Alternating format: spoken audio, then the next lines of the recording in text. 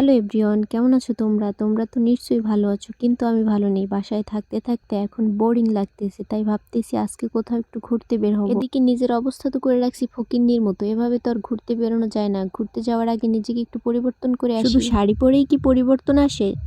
এখনো তো সবকিছু মিসিংই লাগতেছে। নিজেকে পরিপাটি করার আগে মাথার ভিতরে আরেকটা টেনশন ঘুরঘুর করতেছে। আমি কোথায় ঘুরতে যাব? বাড়ি থেকে কাছাকাছি নাকি অনেক দূরে? ধুরো, আগে নিজে পরিবর্তন হই, তারপর দেখা যাক কোথায় ঘুরতে যাব। এদিকে সমস্যা তো পিছু ছাড়তেছে না, একটার পর একটা লাইগেই আছে। আমি যেরকম হেয়ার স্টাইল করছি, এখন আমার ইচ্ছা করতেছে মাথার উপর একটা হেয়ার ব্যান্ড দেই, কিন্তু আমার তো ঘরে হেয়ার ব্যান্ড নাই। এখন আমি কি দেবো? তাহলে আমার কি ঘুরতে যাওয়া হবে না?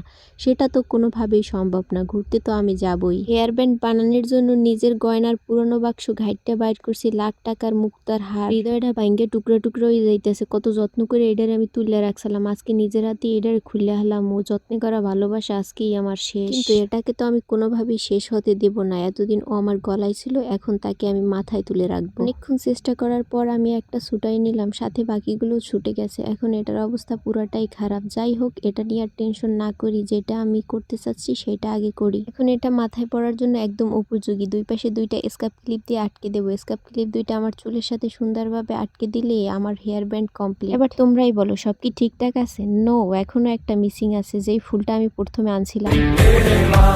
फलक से मैं जान लाऊंगा 16 संदेला सितारा।